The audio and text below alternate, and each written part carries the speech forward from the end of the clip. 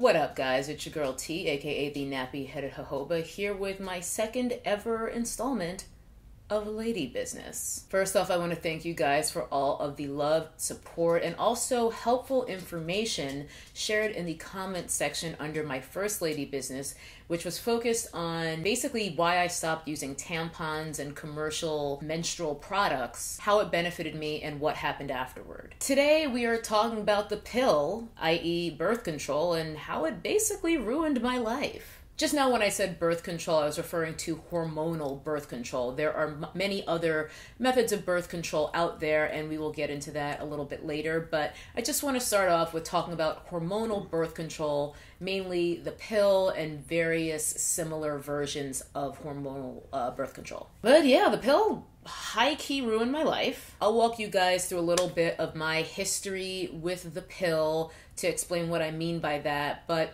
there's going to be some personal details shared here, so it's going to be a little uncomfortable for me. So I appreciate you guys just being a little bit considerate of that in the comment section. Please, thank you so much. The pill. All right, let's see. The first time I ever started trying to take any version of the birth control pill would have been in college. Here's where it's going to get a little personal / humiliating for me, but I was not sexually active. The girl was a late bloomer, don't judge me. Nonetheless, I started taking a version of the pill, I don't know which one, and ultimately it won't matter because you'll see where I'm going as we go along here.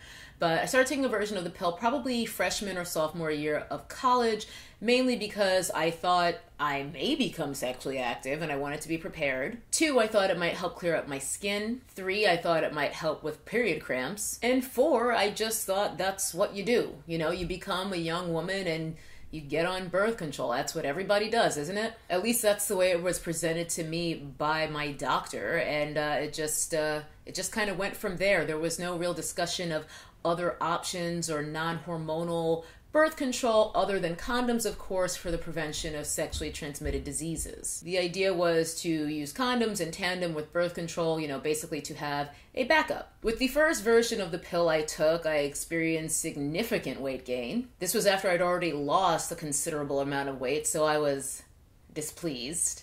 I don't know exactly why the weight gain occurred. I don't know if it was the hormones themselves or simply the fact that the hormones seemed to stimulate my appetite, but I do know that I felt like I was uncontrollable with my eating whenever I was on the pill. I also struggled with remembering to take it because a big thing with the pill is that you have to take it every single day, ideally at the same time of day. And because it was a new thing, I hadn't formed a habit and I just really struggled with remembering to take it. So even though the weight gain sucked and all that, I think I managed to mitigate it just by bumping up my exercise routine, which is to say start exercising really at all, because I was at college and I didn't really have a proper workout routine. And I think I probably also cut back on how much I was eating once I recognized that I was eating more than I needed to, and I just had to basically ignore the seemingly relentless hunger cues that I had developed from being on the pill. After I realized I was having issues remembering to take the pill, I think my doctor tried putting me on the patch, you know, the birth control patch, which I never liked because, one, who wants to have that thing on your body?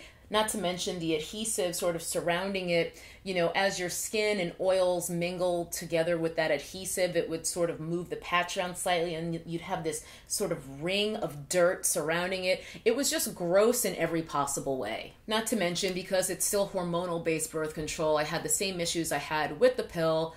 Crazy appetite, difficulty maintaining my weight, yada, yada, yada. I think I also might have tried the ring, you know, the Nuva ring, if that's even what it's called. I can't remember at some point. Ultimately, I tried those kind of 3 versions of things and then just said to hell with it, and I stopped taking hormonal birth control for a couple of years. I know by the time that I graduated, it'd probably been maybe 2 years of experimenting, 2 to 3 years, maybe from sophomore to senior or junior to senior year of experimenting with these different types of hormonal birth controls. None of them seemed to work for me, and I think I just kind of threw in the towel and was just like, whatever. I'm single anyway, I don't need to worry about this. Following college, I did end up getting into a committed monogamous relationship for a time and decided that it would be prudent to get back on birth control. I let my doctor at that time know my concerns and the negative experiences I'd had in the past, and she suggested a sort of different hormone profile for the type of birth control pill that she was going to prescribe to me. I said, different pill? Who knew? Who knew there were different pills? I thought it was just one pill to rule them all. So great, let's go. Let's try this different pill. Tried it, got fat again. And fast. I packed on a good 30 pounds in, I would say, 3 months, if I remember correctly. Nightmare. So yeah, once again, same issues I was having as before. And then this time it escalated even more. After I'd been back on the pill for maybe 2 to 4 months, it's hard to remember, I was out one night with friends and I wasn't feeling super great. About an hour and a half into the night, I almost fainted. I remember my vision was very in and out. I nearly fell over, but the friends I was with caught me. And my friend Vera, I'll never forget it. She was the one who, through just questioning me and trying to understand what had just happened, and maybe it was something I ate, that sort of thing, she was the one who supposed that it might be birth control. She was the first person I knew who was my age, who was also very vocal about women's reproductive rights, or the lack thereof, as well as the lack of education in terms of the dangers of things like birth control to most women. But I will forever be grateful to her for just educating me on the idea that you don't have to be on the pill, basically. Based on her advice, I figured it would be best for me to just go ahead and stop taking the pill cold turkey, because I was pretty frightened by the fact that I had almost fainted. I'd never experienced anything like that before, and I certainly didn't want it to happen again. So I got off the pill, and that was that. Until, one more time, decided to get back on the pill, committed, monogamous relationship, yada, yada, yada. Just seemed like it would make life easier. Maybe it was that other pill. The first pill was bad, the other pill was bad. Maybe there's some other pill I can take. Back to the doctor again. We're gonna try again. This is a different pill. This one's gonna work for you. When I tell you that I started taking the pill this time around, and within 2 weeks, probably less, of being on this pill, I remember waking up one morning crying. Like, I woke up sobbing, and I was convinced that I had no future. I don't know where that sequence of thinking came from, where that thought, that idea originated. I have no idea. It's not a thought that I had ever had before, but it was crystal clear to me when I woke up that day. I had no future. My life was not going to go anywhere of value. Long story short, waking up that day kick-started a bout of depression that lasted approximately 1.5 years. When I woke up that day feeling that way, as the day went on, I realized that it had to be the hormones of the pill fucking with me. But I wanted to give it the old college try, no pun intended, and see if maybe I would adjust.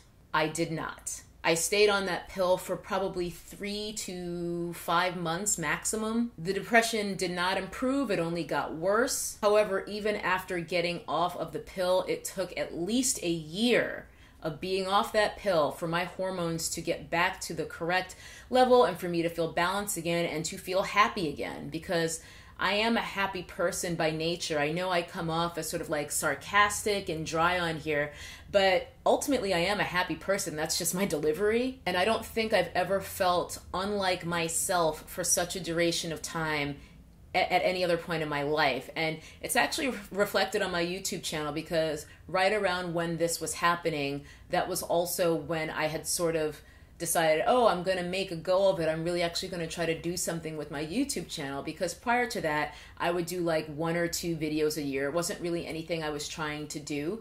And just before I started taking that birth control pill, I'd gotten my first proper DSLR, and I was so excited to start making proper content, and I was really going to like try to grow my channel. And my depression hit me so hard that I didn't make a YouTube video for an entire year plus. I just couldn't do it. I'm not the kind of person who can come on camera and fake being happy, especially with the amount and level of depression that I was grappling with. As I was recovering and trying to restore my hormone levels to normal and climb out of that dark place, I did start looking into other options to replace hormonal birth control because I just knew I couldn't do that again. I couldn't be on any version of hormonal birth control ever again after that experience. It just fucked with me far too much, and in so many different ways, from the weight gain to the skin problems to the fainting to the depression. I said enough is enough. Compound that with the fact that there is a lot of evidence indicating that there are direct links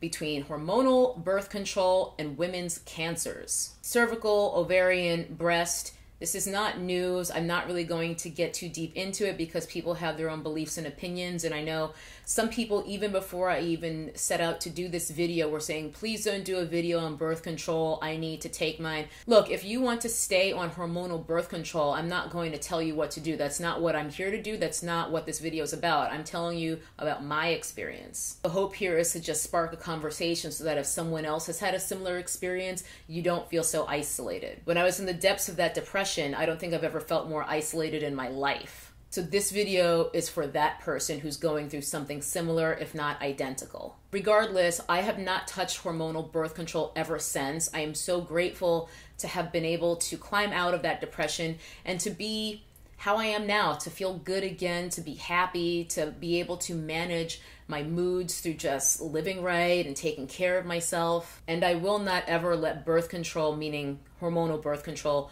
ruin my life again. Now, what do I use for birth control? Because I don't use the pill. I still use condoms as before because, again, hormonal birth control doesn't protect against diseases anyway. But I am a thorough person, as all of my ride or die family knows. In my case, I am not looking to get pregnant, not now, not ever. So as much protection as I can get against getting knocked up, the better. And I also use fertility tracking. This looks like a smoke detector, but this is a little gadget called a lady comp. I've had this for a couple years now. I'm not going to get too deep into how this works because this is actually an older model. The one that they have now works differently. It's a little bit more user-friendly. Honestly, I wish I had waited just a little while to buy mine because the newer lady comps came out shortly after I got mine. But the gist of it is you keep this next to your bed, and then every morning when you wake up and before you move around or do too much stirring, you want to take your temperature, and as the thing gets to know you, because you do input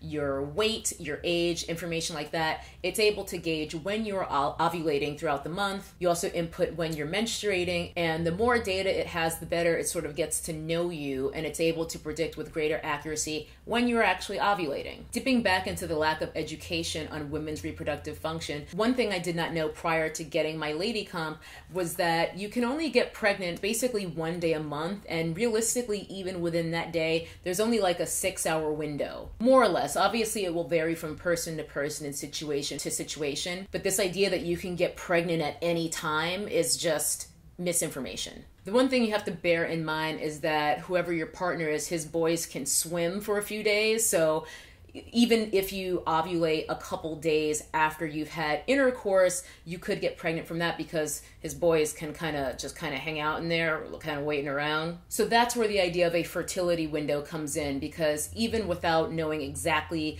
when you ovulate, you can kind of gauge within a window each month, and it's going to be at least 10 days before your period typically.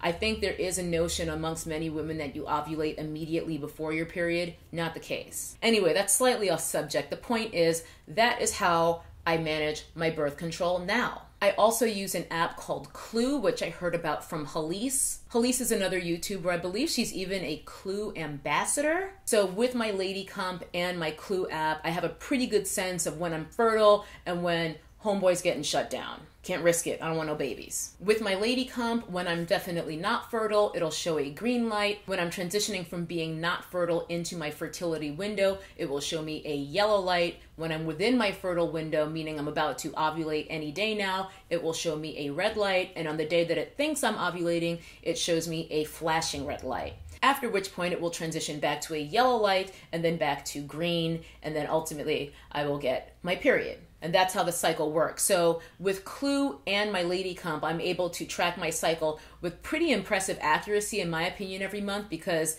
I'm still childless, which is the way I like it. And I haven't had to even consider getting on hormonal birth control again because I'm sure I'm not going to do it. It gives me more peace of mind because I feel like I understand what's going on with my body and when I'm bloating and why, when I might have more fatigue and why, when I'm feeling more productive than usual and why. And I just feel more empowered within my sex life as well, because that way I know that I can actually enjoy fun times with my partner without having to worry about getting pregnant. Condoms, the Clue app, and the Lady Comp are just 3 non-hormonal birth control options out there. There are others. There's diaphragms, which for me just seem like very old school. I've never tried one, but perhaps I will look into it. And there's even more beyond that. I believe the copper IUD is considered non-hormonal, but I think there is like a plastic IUD that does release hormones. So make sure you do your research on that. I've never had either, so I can't really speak to those. But that is the point of this video. So if you have experience